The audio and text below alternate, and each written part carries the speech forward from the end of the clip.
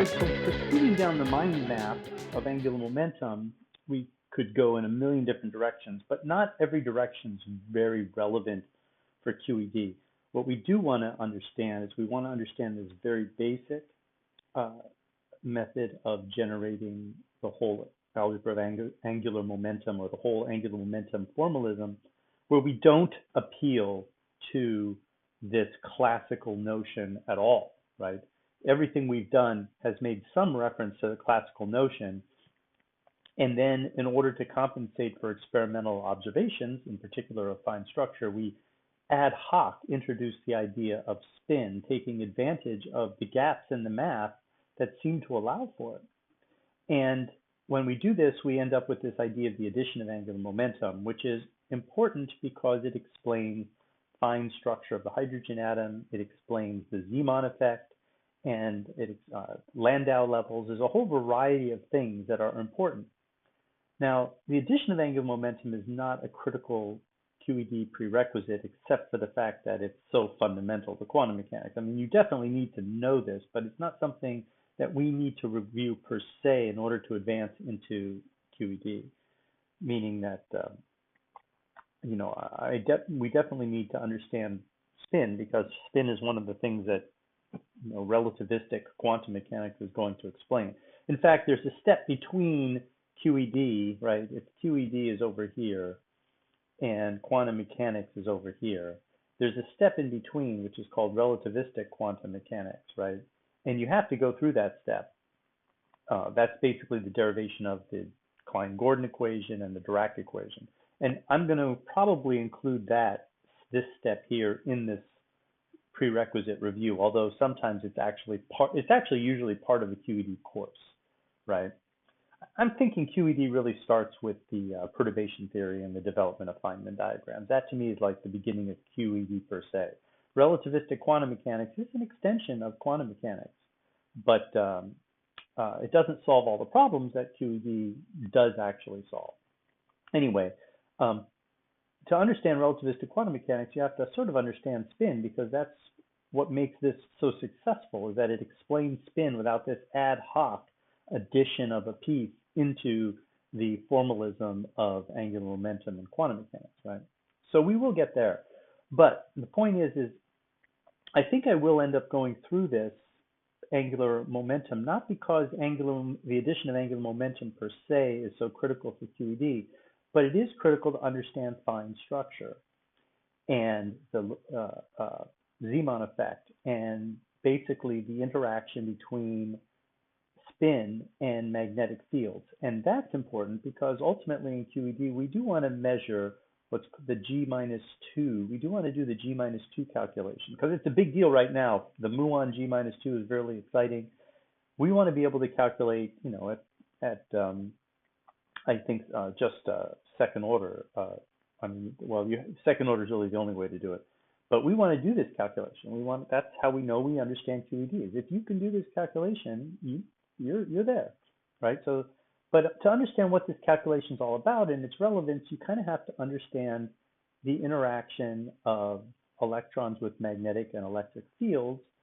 And to do that, the basic way you learn that is through the addition of angular momentum and the solution of fine structure of the hydrogen atom and things like that.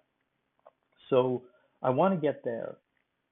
So we're going to take a little detour and work on that. But to get there, we have to sort of understand B very well, and to understand mu.B very well. And to understand all of that, we really need to understand the electrodynamics in the relativistic formulation of electrodynamics. And to understand that, we need to start with something very basic, which is the Lorentz transformation. So in order to press on with the material on the mind map, we are now going to focus a little bit on the Lorentz transformation, which is sort of a stand-in for, we're going to study special relativity, right? We need to have that down. What I've noticed is that people, when they get to QED, they've kind of forgotten special relativity, or they think special relativity is really, really easy. And certainly special relativity is not the hardest thing, but you really have to have it down in a way that's a little more solid than most people do, and I consider that an important prerequisite. So today we begin a series of lectures about special relativity, in particular about the Lorentz transform. This shows up in QED classes as lambda usually, and it's usually lambda AB as a matrix, and you usually see it multiplied by some 4-vector, right? And this represents the transformed 4-vector from one frame to another. And the idea is that we have to understand that 4 vectors transformed under a Lorentz transformation, which is hereby described as a matrix.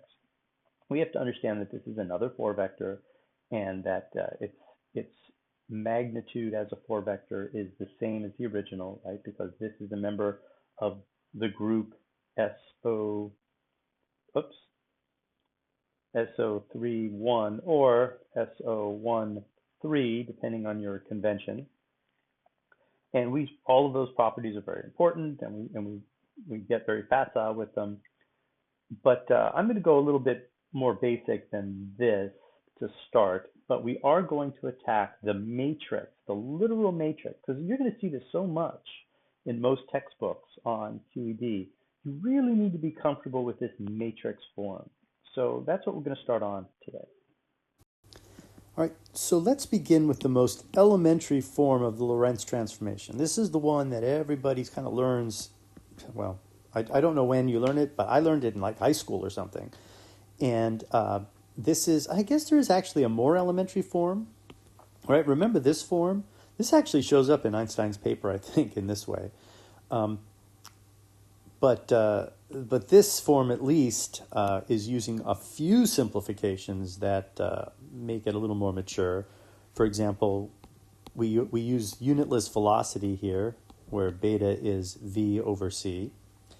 And we do use a substitution where we substitute this thing for gamma, right? So at least we've got this substitution going for us.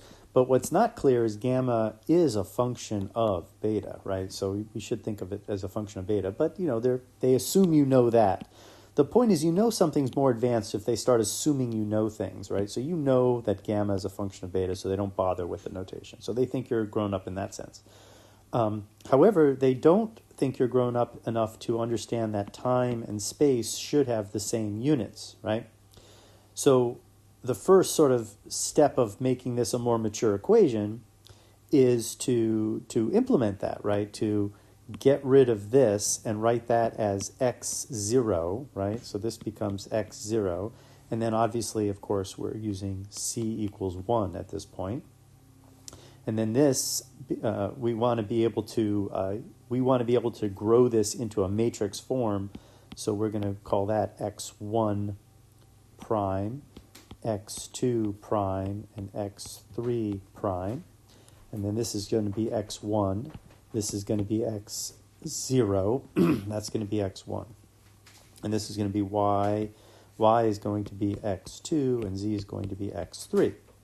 And the goal of this is because we want our Lorentz transformations to not be some sort of prescription of formulas. We want it to be a matrix. We want it to be a linear operator that takes 4 vectors and returns new 4 vectors. So we want to be able to write this as a linear operator lambda, using a matrix multiplication form, or in the really grown-up way, you'll just see lambda x, right? And this is absolute QED prerequisite. You have to think of your Lorentz transformations as a matrix times a 4-vector. This will not do. It's just not flexible enough to really get at it. And it's also just not general. It's not general enough. A general Lorentz transformation is a matrix, and we have to understand it that way. And so that's the point of what we're going to do next. So if this is your understanding of Lorentz transformations, you're going to have to spend some time digging a little bit deeper. Now, another version of the Lorentz transformation goes the other way. It goes from the prime system to the unprime system. The prime system is always not always, but it's usually the moving system. So the way this is all arranged is you have the unprime system S, and then right on top of S at t equals 0, you have the prime system S prime. and t prime equals t equals 0, and x, and then at time t equals 0, x prime equals x equals 0. So you kind of line up the two systems at t prime equals t, at t equals 0 and at x equals 0. But for these formulas, what's really important to understand is the velocity, right, which they call beta here, and which they call v here, right? This is a much older sort of form of things, right? The velocity is entirely in one axis direction, and it's always, for some reason, they do it in the x direction. And I think that's just because by the time students who are dealing with this kind of notation, they don't really think of the z-axis as the fundamental axis, which is what we do in quantum mechanics and electromagnetism. It's always the z-axis that's the favored axis. But, you know, in elementary terms, it's always the x-axis, right? So they line up the velocity so it's only along the x-axis, which is why you get no transformation of the y and z coordinates. So this elementary setup is pretty naive and not very flexible and not very general. Just to be clear, I've chosen these two different forms so you can see different forms that this equation shows up in. You know, here's another case where they don't even use beta, right? They use v over c, and the reason you have c squared here is because they're not even trying to make time have the same units as space. Here at least they tried, right? They added the factor of c to turn this into meters, so everything on this side is meters. Here, that's in seconds and that's in meters, and the price you pay is you get these weird c squares in there.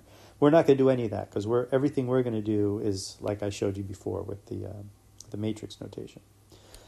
There's another formalism out there that involves something called the rapidity. We're not going to implement that very much, if at all. Not critical for QED prerequisites, but it is important to know that there's, you know, this is an equivalent mathematical formulation that just sort of takes advantage of the properties of these hyperbolic functions. And so we want to create this matrix that generalizes this. For the way what we mean by generalize this is I want B to be a vector that boosts in an arbitrary direction. So I want B to be bx times x hat plus by times y hat plus bz times z hat. And that's using this sort of this xyz coordinate system, which is done a lot in special relativity. If all you're doing is special relativity, you frequently see t, x, y, z. But for QED, in order to grow into that subject, we really do want to go with x0, x1, x2, and x3. We want to do that. So this would actually be something like this. Beta 0, x0 hat, beta 1, x1 hat, beta 2. These betas aren't, these should be betas, right? These are all betas. B is our magnetic field, right? So this is supposed to be beta, right? Beta, beta. Terrible betas, but they're all supposed to be betas, right? Just like that. So we want to, a general story is a general boost in a general direction, but it doesn't involve a rotation, right? There's no rotation here. So what we have in this circumstance is we have the S frame here and the S prime frame, which is, you know, co-located, but here's a few moments later after it's left, and its boost B, beta, is in some arbitrary direction, right? And so in this notation here, the author that did this, which I think this might have actually come right out of Jackson. I think Jackson definitely has this matrix in it. Jackson is the electromagnetics book for most graduate students. So here what you see is what we would replace V over C with beta x, and we replace Vy over C with beta y, and Vz over C with beta z, right? And V would just be replaced by beta dot beta, right? V squared would be. And likewise over here, these all become just, you know, your beta z, beta y, beta x. And so this is, and that would become, and this is also what we're going to call lambda AB, right? Or I guess lambda, that's actually technically not correct. Because if I write lambda AB, I'm thinking of the AB component, but here I'm trying to talk about the whole matrix. So I would actually do something a little more like this. I would write it as just lambda of beta, right? Lambda is a function of beta. And that's the note, lambda is the standard, Lorentz transformation in almost all QED books. And I included this little picture here because I wanted to show you how this is kind of created, what we'll do in order to produce lambda of beta. This now is our final notation, is we'll essentially execute a rotation of the 4 vector through the polar coordinates of beta. So we rotate it so that it aligns the z-axis. This alignment, if these polar coordinates are chosen correctly, will take the z-axis and align it with beta. And then you execute a boost transformation along the z-axis. And then you unwind the original rotation. So you're not doing any net rotation, but you are boosting in your arbitrary direction. And if you take those matrices and you do things one by one, right? You do the first rotation of the first polar coordinate, the second rotation on the second polar coordinate. You execute the boost, which in this case, they're using the hyperbolic notation for the boost, right? And we'll talk about this in a moment. We'll kind of demonstrate how this works in a moment. And then you unwind it. You end up with this very tricky, elaborate matrix, but it's all just trigonomic conversion between polar and rectilinear coordinates. And using these definitions of the rapidity up here, right? This one in particular, gamma is cosh of the rapidity. And when you do that, you can just convert and you end up with the matrix that we actually like, which is this guy right here. This is what when I say, look, we're going to boost with the Lorentz transformation, a pure Lorentz boost, we're going to talk about this thing, a pure Lorentz boost. Why is it pure? It's pure because there's no net rotation involved. This is just this boost in some direction beta. And notice that it's symmetric, really important point. It is perfectly symmetric. All of these guys are equal. This guy here is identical to this guy there. This author, in order to stress the symmetry of it, there's a tendency to want to put y first and x second in this case. Or no, x first, y second, and then y first, x second. But he straightened them all out. So the symmetry is totally, totally evident, even though these are just numbers, right? So these are just component numbers, so they commute. But he's made it really evident that these are all symmetric. And that's how you tell that you have a pure boost. And that's an important point. You tell that it's a pure boost because your Lorentz transformation matrix, lambda, is symmetric like this. I should be careful. There might be some symmetric matrices for Lorentz boosts that are not pure boosts. But let's put it this way. If it's a pure boost, then it's symmetric. How about that? We'll say it that. I'll reserve the if and only if when I'm a little more comfortable with it. But if it's a pure boost, in any arbitrary direction, this matrix will be symmetric. Now, the reason we're after that is ultimately we want to talk about Thomas precession, right? And Thomas precession involves Lorentz transformation matrices that you might think are boosts and you might think should be pure boosts, but aren't because the resulting matrix is not symmetric. So it involves a boost and a rotation. And that's an important thing to discover. And we're going to walk down the road of discovery to understand how that works in special relativity. So when we reach relativistic quantum mechanics and we discover Thomas precession is built in, we're like, wow, we're amazed because we understand it and we're expecting it. So just to be clear, let's take this matrix here and use it to derive these very elementary expressions. Let's see how those things line up, all right? And the way we're going to do that is by simple matrix multiplication. So we understand that this is the Lorentz transformation from the lab frame to the moving frame. We understand that we're working to achieve that elementary result, which only involved a boost in the x direction. So what that means is that that means that beta as a vector is just beta x. I guess that'd be x1 hat, right? So it's just beta x. So beta y and beta z are 0. So we immediately cross out all the terms that don't just involve beta x or as a constant. So all these terms are 0, 0, 0, 0, 0. This term here is 0. But notice here that this term is 0. On the diagonal, right, I've already crossed one out, right? This term here is 0, but that leaves behind 1, right? So this guy's actually 1 is still there. Same thing. This term goes away, but you have 1 here. And then this term, right, beta x equals beta. So this is 1. So you get 1 plus gamma minus 1. So all that's left here is gamma, but the rest of these guys go away. So what does this mean for our matrix multiplication? Right? So now we just execute the matrix multiplication with what's left. And what do we get? And what you get is this expression right here. We notice right away x2 and x3 are not transformed. Right? So this, I guess I should write down that this is equal to x0 prime, x1 prime, x2 prime, and x3 prime, right?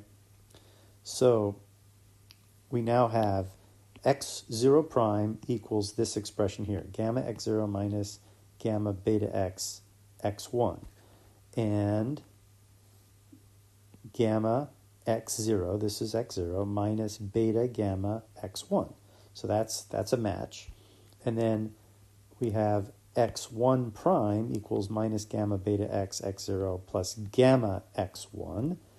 And going up here, we have plus gamma x1 minus gamma beta x0, because that's x0. So we've got a match, right?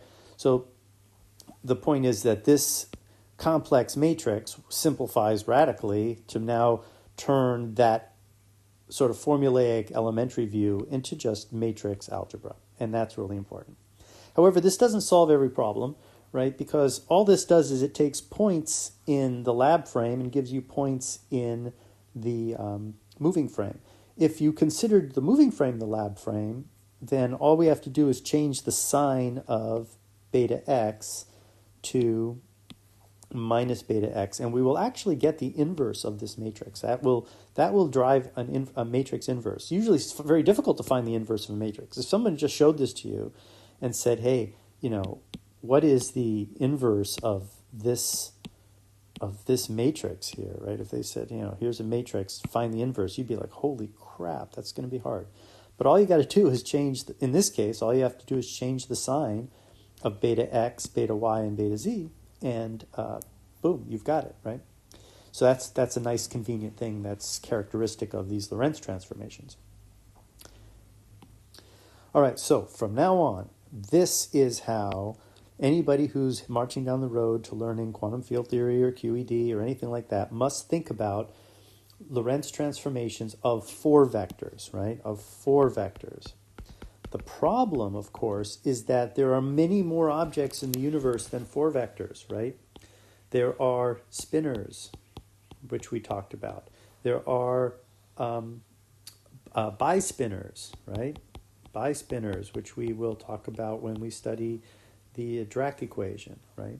There are higher dimensional vectors. There's all kinds of objects in the world that are not 4 vectors, and yet model physical things and exist in space-time or are placed in space-time by our models. And when we execute a Lorentz transformation, these guys have to also be transformed, right? They also have to follow the new boosted reference frame. So we know how to transform 4 vectors, right?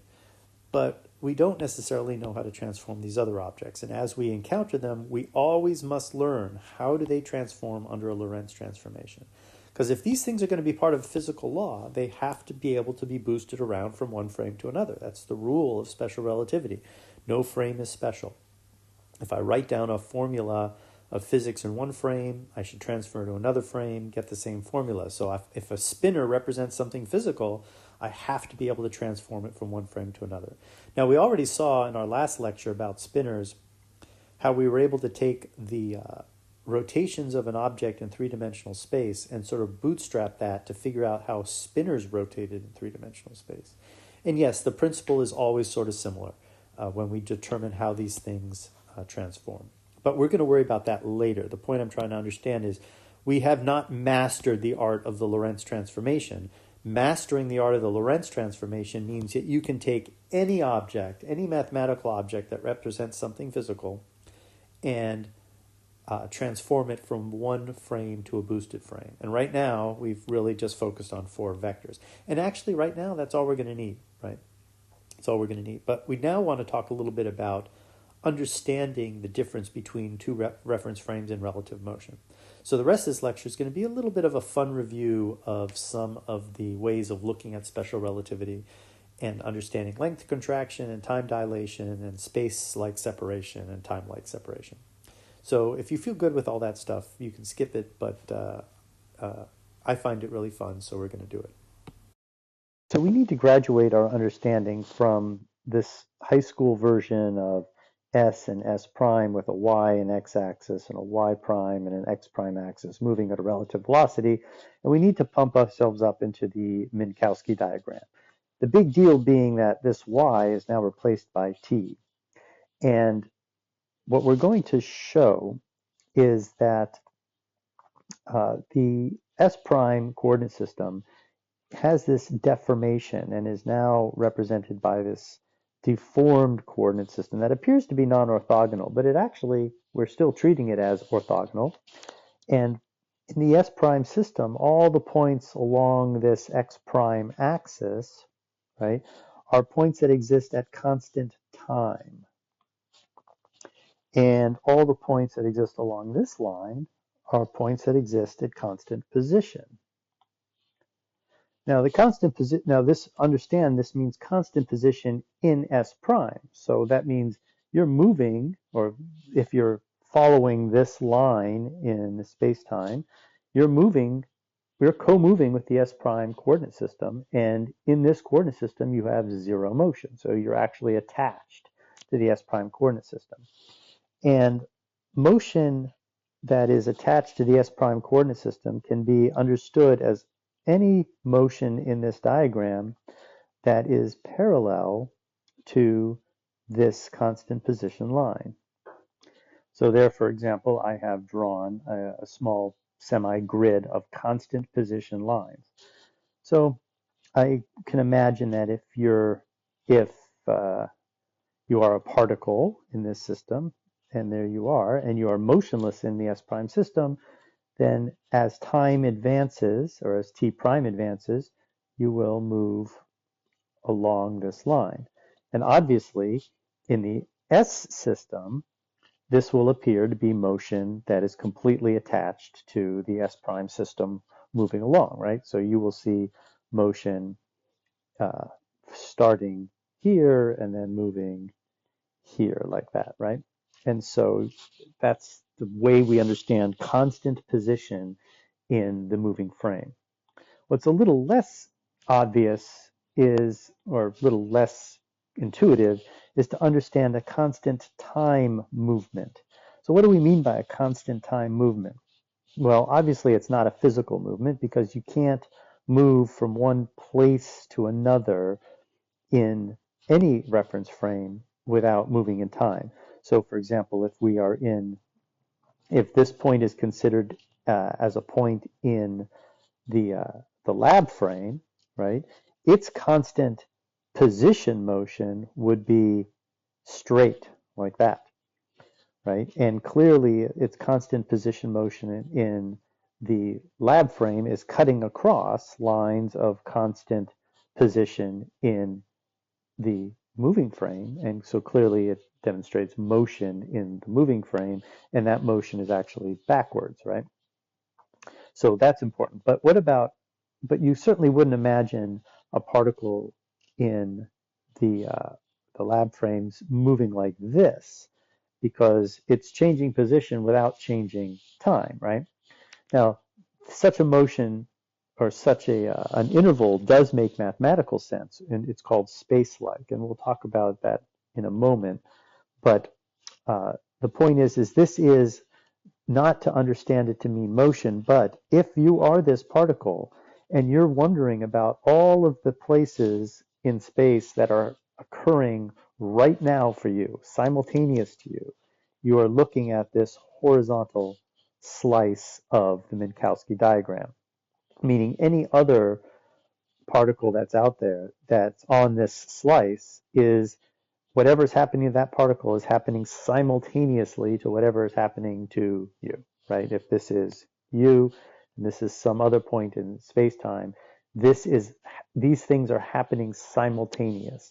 It is a mistake to say that, it's commonly understood that, simultaneity was destroyed by special relativity, and that's not true, right? Simultaneity is a thing, right? Simultaneity is this plane is a plane of simultaneous events relative to the lab frame, right? Relative to the lab frame, these things are simultaneous.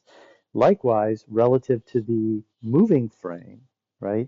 Anything that's along a line that is parallel to this x prime axis, those events are simultaneous relative to the lab. And I've drawn in these lines of constant time slice in the moving frame, right? Lines of constant time slice in the lab frame are just horizontal lines, right? But the point is simultaneity matters, right? It is a thing. It's just not invariant because obviously what is simultaneous in the moving frame is not simultaneous in the lab frame. So this is an example of a property of the world that is non-invariant, or it's not covariant, or you when you make a Lorentz transformation, things that are simultaneous do not remain simultaneous, and that's just the way things are. So that was what was destroyed, is universal simultaneity. There is no universal simultaneity, so that was destroyed. But the idea of being simultaneous is absolutely critical to the way you observe the world in your own frame of reference. And this shows up really obviously on this Minkowski diagram. For example, if I take a point right here in the moving frame and I say I want a simultaneous point in the moving frame, so I take one right here that follows one of these lines of constant time. In the moving frame, these are two simultaneous things. These two events are happening at the same instant, but clearly they're happening at different times in the lab frame. And this is the basis of all of the amazing, fun special relativity paradoxes, is that simultaneity is not a thing. Not all of them. I mean, there's different paradoxes out there. But the fun ones, like we'll do one in a moment, the rod and barn paradox, for example, is quickly put to rest by understanding that simultaneity is not a universal concept. And this is important in QED because there are these things called equal time commutation relations. And those equal time commutation relations depend on being in a certain frame and having a sense of simultaneity. So we're now going to put some bones on this coordinate system to see how it's developed and how it's derived from a given circumstance. First of all, we need to understand that we are presuming that beta, the boost that connects the lab frame S with the moving frame S prime, is just in the x direction, which is why only the x-axis is deformed with the t prime axis, right? And the matrix that we learned about, of course, we were all proud of how general this was, right? We could boost in any direction. But unfortunately, to use these diagrams, we still have to kind of focus on a single axis. Now, we could have aligned this with B and done it arbitrarily, but then that axis would have been the one deformed, and this would have been labeled B, I guess. And then all of everything would be just sort of out of whack. So we're just going to choose the direction to be x, and we're going to boost in the x direction. And now we're going to put bones on the system by, we're going to tick out units, right? There's got to be 1 unit of distance, 2 units of distance, 3 units of distance, and then there's got to be 1 unit of time, 2 units of time, 3 units of time. But of course, with c equals 1, everything will be, I'll just use the word meters, right? Everything will be in meters, and including time, right? So I guess, to be completely together with my original notion, I should label this the x0 axis, right? And then this should be the x1 prime axis, and this should be the x1 axis, something like that. But we need to figure out is if this is a meter in the moving frame, right? Or if this is a meter of time, or if this is a meter of space in the moving frame, where do I put my ticks on the non-moving frame? You might think, oh, we're just going to rotate the axis. So we would, just sort of follow a circular thing, and then that's the spot. That's 1, but that's not the way this is done. This is all hyperbolic geometry, so everything is a little bit screwy. So how do we lay out these coordinates in a way that's consistent with Lorentzian geometry? Well, I'm going to use a slightly different approach here because I really want to exercise this matrix as much as we can, because that's what I want you to get out of all this, is thinking of Lorentz transformations in terms of a matrix lambda. So I'm going to construct this matrix lambda, and we're going to use this to, as I've been saying, put bones on this guy. So how do we begin with that process? Well, let's start by just asserting arbitrarily what 1 meter looks like in the rest frame. This now looks like a x prime, but it's the number 1. And then this here is the way this is supposed to read is x1 prime, like that. That's how the notation that I'm kind of shooting for here. You know what? Let's just go back to, see, this is why we need to be flexible, right? I'm just going to go back with time and x and t prime and x prime, right? Okay, so we are allowed to arbitrarily choose how to lay out a 1 meter. But what is important is that everybody agrees on what a meter is, right? And everybody agrees on what a meter of time is, or I guess what I should say is everybody agrees on what the speed of light is, and everybody agrees, everybody's got the same clock, the same metering stick. So we all meet up before S prime gets sent off in the x direction at speed beta x, and we share meter sticks and we share clocks. So everybody's got the same clock device, the same meter stick, right? And that meter stick in this unmoving frame has this length, right? Just some arbitrary length there. So now the question is all right, so this is a point that in the non-moving frame, this point here exists, has coordinates, and those coordinates are literally t equals 0, x equals 1, y equals 0, and z equals 0. So now the question is what are the coordinates of this point, which I'll mark in blue, in the x prime coordinate system, right? And we are going to just use our Lorentz transformation matrix to figure that out, right? We go over here and we put in the point, which is 0, 1, 0, 0. That is a point in space-time identified by 4 coordinates. And now we look at our Lorentz transformation matrix, and we know that everything that has a by in it is 0. So we get rid of all of this stuff and just keep that 1. Everything that has a bz in it is 0, so we get rid of all that stuff and just keep the 1. Likewise, we get rid of this, and we get rid of this, and then here, in this one, this becomes 1, right? Because beta equals beta x in our simple transformation. So that is 1, so we get 1 minus 1, and all we do is keep a gamma, and the rest of it sort of goes away. So with that in mind, this matrix multiplication becomes very easy. and we just work it out that we end up with minus gamma beta x and gamma 0, 0.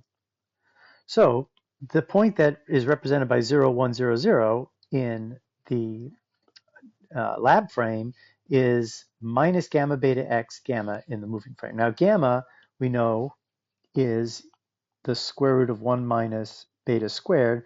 That's going to be greater than, whoops, not greater than 0, definitely greater than 0, but it's actually going to be greater than 1. Remember, beta is less than 1 and greater than negative 1. So, so the absolute value of this number will be smaller than the absolute value of this number. In other words, beta x is less than 1, so clearly the absolute value of the time component is less than gamma. So this is the coordinates in the moving frame. So now we know that this point's coordinates in the moving frame have to be gamma, or have to be minus beta x gamma and gamma. Well, where is that spot? Well, how do we see that geometrically, right? Well, geometrically, I'll just extend these coordinates a little bit. So geometrically, what I want to do to find the coordinate values is I need to extend lines parallel to the coordinate axis through this point. So with a parallel line with the t prime axis intersects x there, and a parallel line with the x prime axis intersects t there, right? So I know that this has got to be gamma, and that's got to be minus beta x times gamma.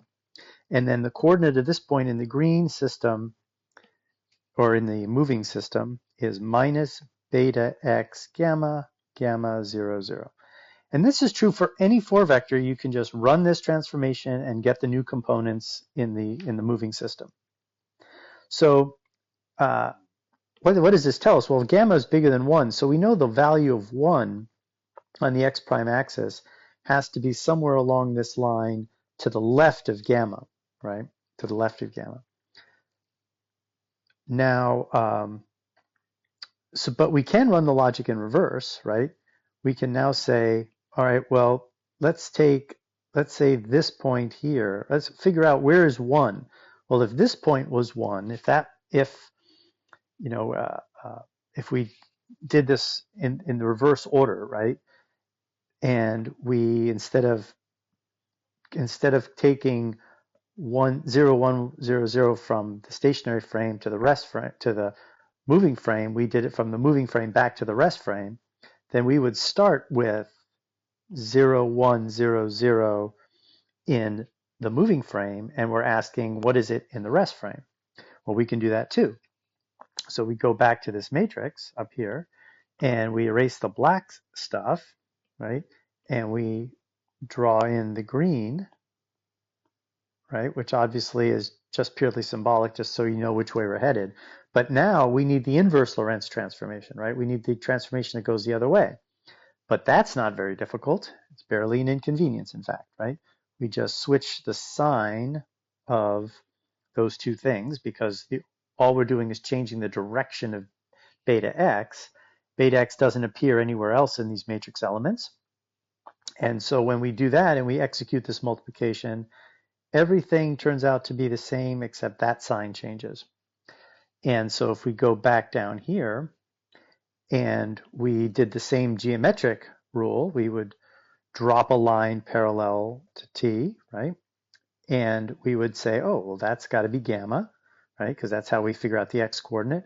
And we extend a line parallel to x, and that is beta x gamma, which is, of course, exactly what we calculated right here. And so we kind of see the relationship between where these points have to be. The value of 1 on x prime has to be to the right of this vertical here that I'm indicating, but it has to be the left of this vertical. So it has to be sort of in this zone. And because the gammas always have to be to the right of 1. And there you have it, right? So this is sort of how we understand the the orientation of things. Now, what about the slope of this line, right? Well, the slope of this line as a geometric quantity, just based on how to draw this line on a piece of paper, is going to be this distance divided by this distance. So the slope of the line is just going to end up being beta x. So that slope is beta x. And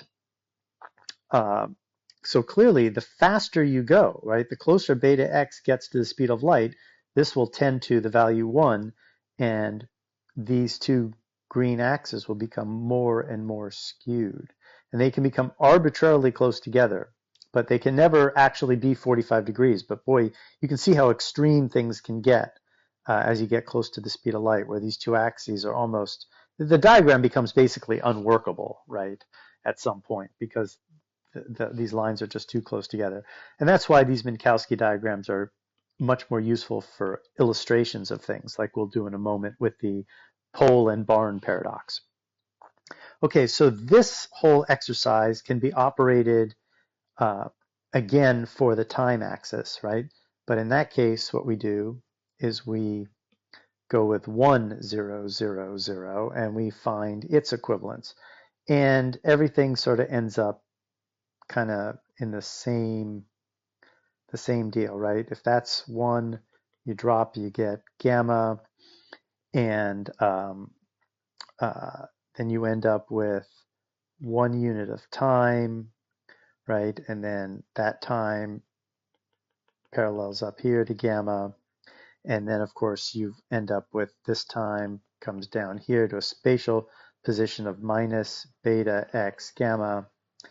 And likewise, this time drops down to beta x gamma. So so that's how that's how these coordinates are ultimately laid out in the Minkowski spacetime. Oh, and the slope of this is going to be beta x minus 1, right? Rise over run. In this case, the rise is beta x gamma, and I'm sorry, the run is beta x gamma, and the rise is gamma. So gamma divided by beta x gamma is 1 over beta x, right? So the slope of this line is 1 over beta x.